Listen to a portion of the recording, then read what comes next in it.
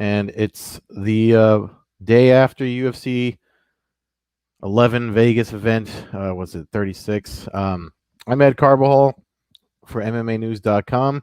This is my Sunday submission for the last week that just passed. If you like what we're doing here at MMA News, please like and subscribe to this YouTube channel.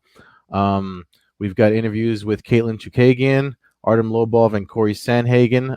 If you haven't seen those, go check them out because they've got fights coming up and all the latest news with them.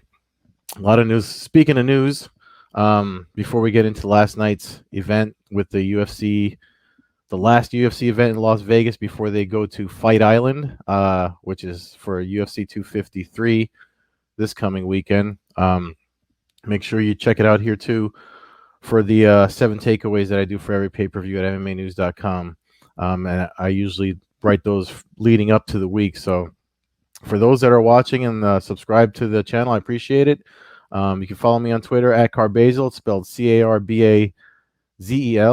And, of course, MMAnews.com, MMA_news_com. So let's get into it. There's a lot of stuff happened this week. I would say the biggest news of the week was unrelated, obviously, with the fights last night. You know, that's the current news. But the leading up into the week, was it like Tuesday, Wednesday, we got the official word that Michael Chandler is officially with the UFC. He's going to be in Abu Dhabi for the UFC 254. No official bout has been booked, but he's the backup for Khabib and Gaethje. Khabib Nurmagomedov versus Justin Gaethje, which is, I think that's legitimately, regardless of which side. I mean, you know, we don't want, obviously we want that fight. We don't want it to fall apart or anything like that. But regardless of which, you know, you got to play devil's advocate, which is why they're doing it. If you think about, you know, a side of it falling out, if we lose one side of the main event, Michael Chandler is absolutely a perfect fill-in for either. You know, if it's Gaethje versus Chandler or Khabib versus Chandler, that makes for a great main event because, you know, Chandler's been a multiple-time lightweight champion over at Bellator. His I would say his most memorable fights are against Eddie Alvarez, but the two type fights that they had over at Bellator MMA for the lightweight title. You know, if you look at Eddie Alvarez already had his UFC run, so it's nice to see that Chandler's finally going to get to check that off of his bucket list of for his MMA career before he hangs up the ropes. Excuse me, Jesus Christ. We're going through seasonal changes here in Jersey. So when you have bad lungs and allergies like I do, the early part of the day can be rough. So I'm sorry about that. Anyway, so that news was kind of like the biggest news of the week. And one of the things he said, he did an interview. I wrote an article about it over at MMAnews.com, and you can check that out. But one of the interviews he did during the week was that, you know, he's excited because a lot of people were kind of like, that's kind of messed up to rush him into a potential, you know, throw him into the top of the division like that. But he's all for it. He did an interview with TMZ where he said that he was completely fine with being a fill-in. He definitely wants to fight someone in the top 5, and obviously you got Gaethje #1, Khabib the champ. So that's an opportunity right there. Excuse me. If you watch his post-fight Bellator, the last fight when he beat Benson Henderson, he beat him and it was a first-round finish, so he didn't take a lot of damage. He's always, if you follow him on social media, Michael Chandler is a machine that likes to stay ready and be ready all the time. I mean, his light workouts are likely something that would put us all in you know, in bed for a week from fatigue and muscle soreness and stuff like that. So, but he did say after his last fight in Bellator, when he was, you know, talking to the media in the post-fight press conference, he said that he'd like to fight one more time before the end of the year, and he was looking more like November, December. But I mean, this is a maybe for October, and he already said he was back in the gym the very next day after the the last fight in Bellator. So I'm excited for it. I think there's a lot of potential there. I feel like the whole, and this is just me being, skeptical or whatever, conspiracy theorist, but the whole thing that we saw with Dustin Poirier and Tony Ferguson, I feel like that may have been the monkey wrench that kind of broke that fight up, because considering where Chandler had, I mean, if you look at the sport as a whole, not just UFC's ranking, just look at the whole sport of mixed martial arts when you're looking at top lightweights, Chandler's always been up there. So I think this is the UFC kind of like making space for, okay, if we need him, we got him for October. But if not, then maybe we're going to see Chandler versus Poirier or Chandler versus Ferguson. And I mean, Chandler's been up for Conor even, so and they've already hinted at something fun for Conor McGregor next year. I hope they don't make us wait till next year.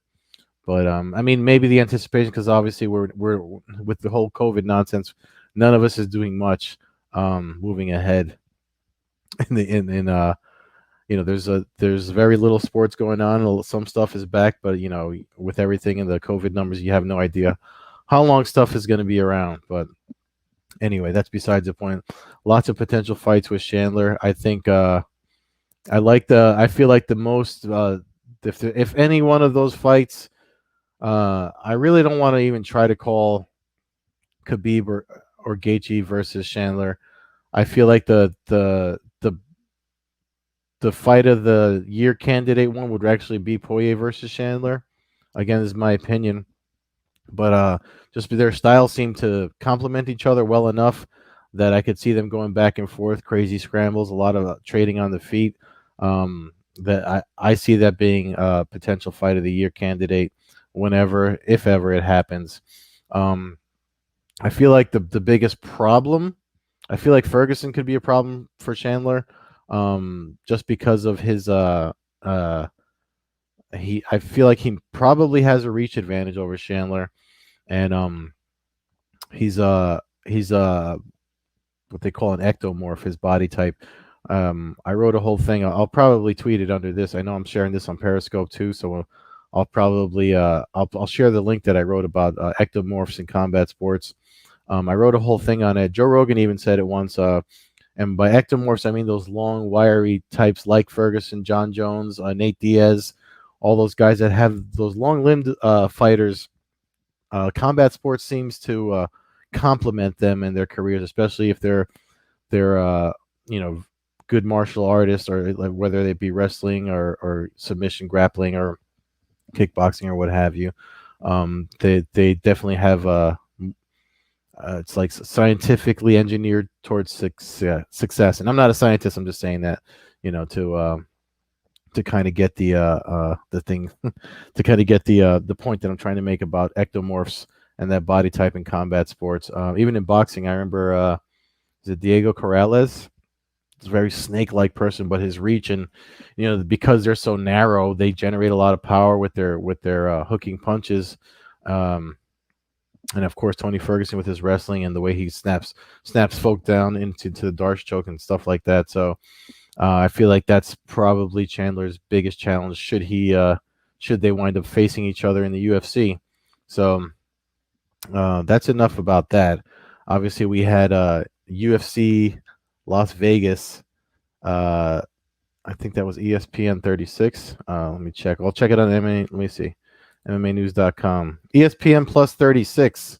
It was Colby Covington versus Tyron Woodley in the main event.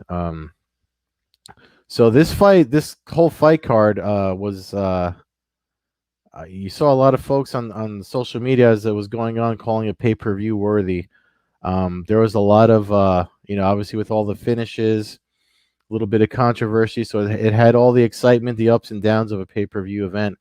And man, the standouts of the card, obviously the main event, Colby Covington and Tyron Woodley.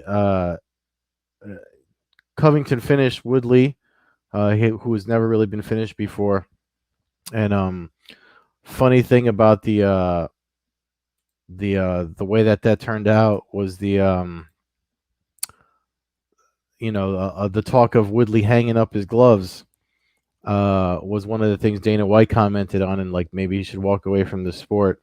And it's not for anything athletic, like as far as deteriorating athletically, or he'd probably wax any average Joe, weekend warrior martial artist any day of the week.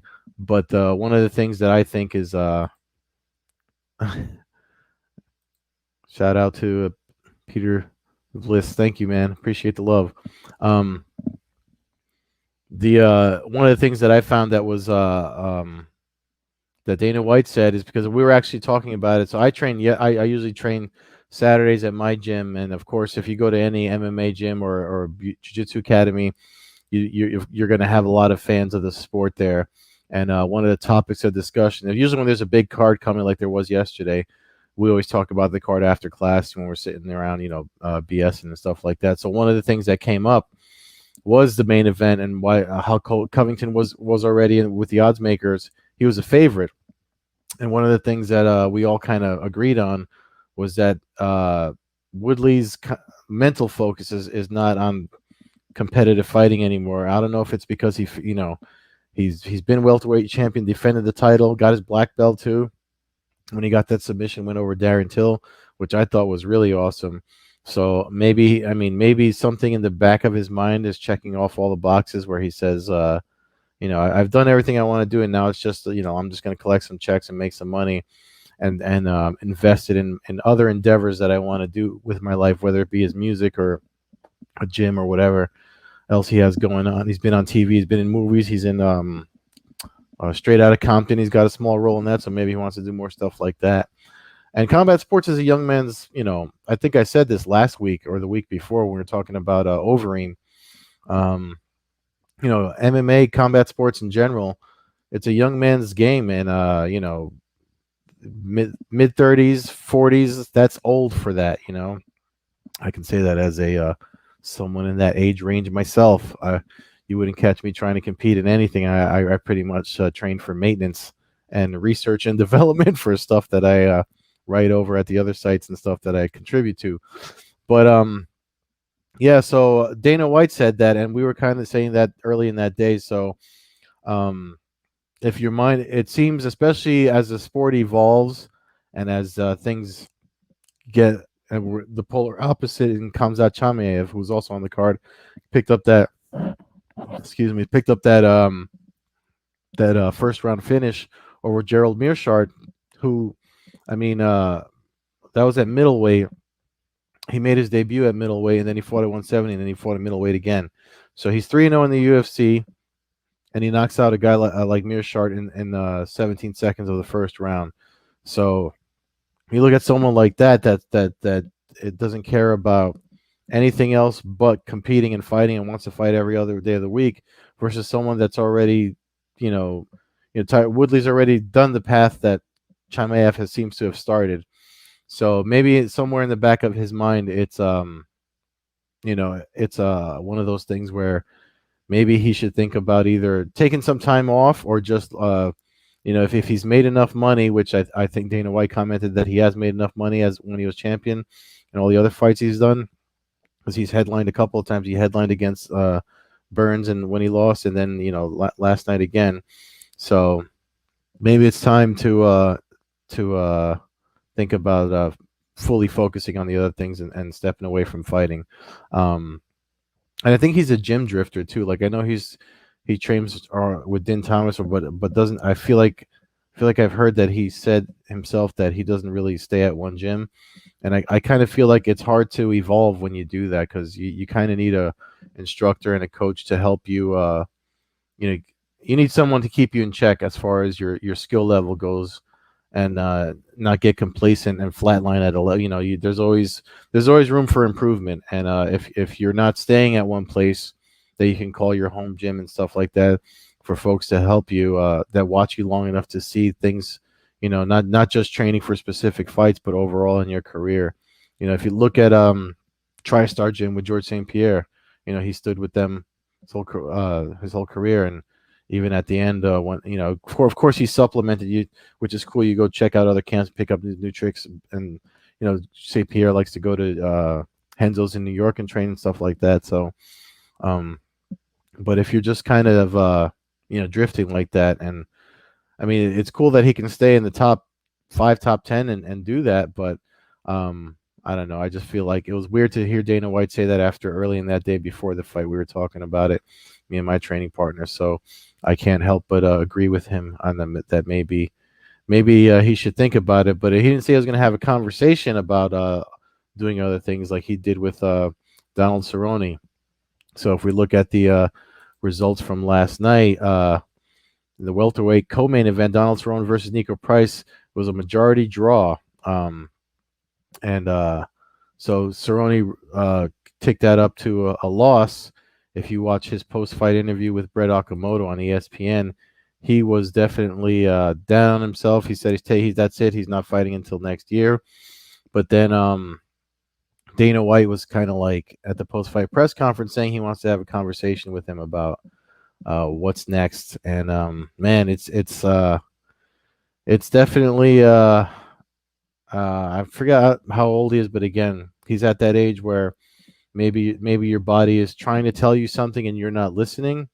I mean, one thing I think as fans we all forget is that these guys that do this for a living, their mind is they're a different breed of human when it comes to competitive combat sports. They go and get surgeries to repair things so they can keep going. I mean, it's like changing a part on your car or something like that. Whereas, and they just want to get back to their peak levels of themselves and pushing themselves. So I think we forget that for guys like Cerrone. And I don't know, man. I mean, I'm starting to get that, like, I think Brett Okamoto asked Dana White, are you going to do something, like you did for Chuck Liddell, Forrest Griffith? Are you going to try to find a job or something? And Dana White was like, just kept saying it's a conversation we need to have. It seems like it's one he doesn't like to have. I mean, because of probably the history he had with doing it for stuff like, if you guys don't know, like before the sale of the UFC, Matt Hughes and Chuck Liddell were getting a stipend, or they're getting paid to kind of chill out and not fight. And then when the sale happened, Liddell fought at the one Golden Boy MMA event, and it wasn't good to watch. So, but that's that for that fight. So I mean, I don't know. I like his attitude, but I mean, it's one thing to do it for fun, and then it's another. It's the sad thing is that I feel like even when Cerrone was winning, he always got himself right there to title contention, and then something always would happen. I remember one of his title contention fights. I forget who it was against, but I think he lost his grandmother that week, and he still showed up, the way most of us would want to show up to work and stuff like that. So I don't know. I just feel like he's definitely a Hall of Famer. He's got some amazing finishes. And granted, he almost got finished in the beginning of that fight, but I mean, to go to a draw against a guy like Nico Price, that's probably the best recent Donald Cerrone we've ever seen. And I just feel bad that with the eye poke thing and everything, it was just weird. Cool thing is that they both agreed on camera that they would definitely make, if they are to fight again, that's the next fight. So we're definitely going to see a Cerrone Price 2. Probably in 2021, since he was kind of like, it's funny how he was just like, oh, that's it for 2020. He mentioned the loss to Connor and then the Pettis thing, and he was just like, he's like, that's it, I'm done for 2020.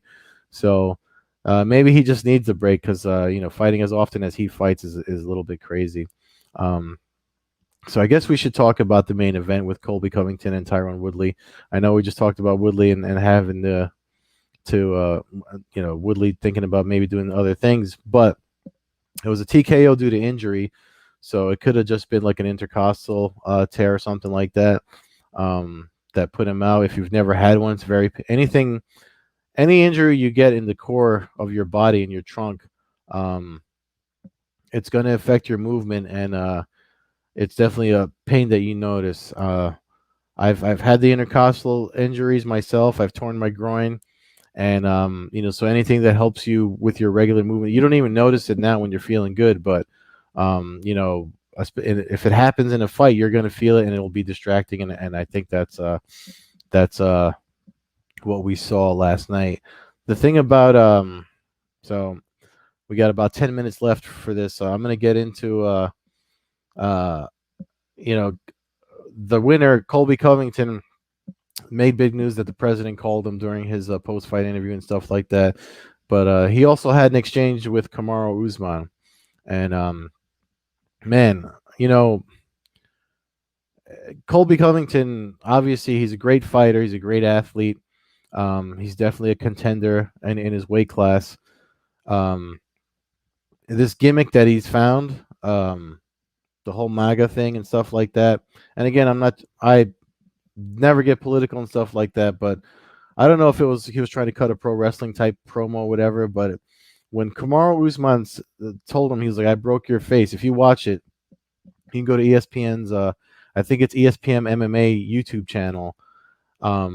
Something, because he's elated. He got off the phone with the president, and then the broadcast puts him in touch because Usman was doing some commentary last night too, and they go in there back and forth because they fought already. When he reminds Covington about the face break or the damage that happened from their first fight, he gets really upset and starts yelling, like if he's like if this was some old school WWE promo. And I'm not going to repeat the stuff that he said because, again, so this gimmick may have put him in the limelight to sell himself as a character and booking fights, but I mean, some of the stuff he said was just kind of like, dude, I hope somebody Dana White or someone has a conversation with him and says, listen, like check your gimmick, check your character a little bit, because that stuff is we're in such a crazy time right now. It's an election year.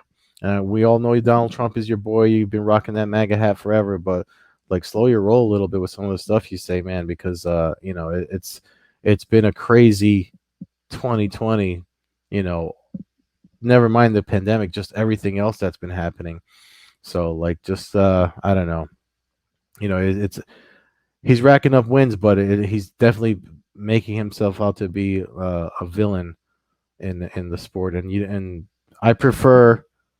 This is my opinion. You don't have to fault MMAnews.com for this, but I would prefer to see more of what we saw between Nico Price and Donald Cerrone versus what happened with them two. So, but potential matchups for him, it looks like they were talking. There's a lot of talk of potentially booking him and Masvidal because of their history. Again, I don't know why beef like that needs to be, a selling point. It happens a lot in history, but why it has to be so personal to sell a fight to fans? I mean, maybe it's because I've been watching the sport as long as I've been watching it, but if they're just two great fighters, I'm all for it. Look at UFC 254's main event. Justin Gaethje and Khabib Nurmagomedov have zero beef with each other. They haven't had any exchanges. They don't talk a lot of trash. I mean, outside of where they see the fight going. I mean, Justin Gaethje talking about putting himself in a car wreck in every exchange, and Khabib Nurmagomedov loving it, saying this is the kind of guy I want to fight. Like you don't really need to get personal or political or whatever, or attack anybody's anything. I mean, if you're both really good at what you do, then the fights are there to make. I mean, I'm sold on Khamzat Chimaev with his 17-second win in the first round against Mearshart. I want to see him fight the best at 170 or 185, and he seemed to be all for it. I don't know. It sucks because they already said Mearshart, then Damian Maia at some point in when they return to Abu Dhabi. I mean, Damian Maia, again, he's up there.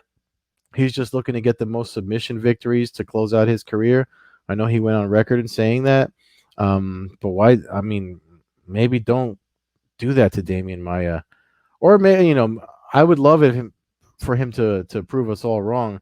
Damian Maia is supposed to be the best submission guy. He's the best jiu-jitsu guy in MMA. But obviously the way Gilbert Burns, who's a very good jiu-jitsu guy, that's an MMA competitor. He's the number one competitor at welterweight.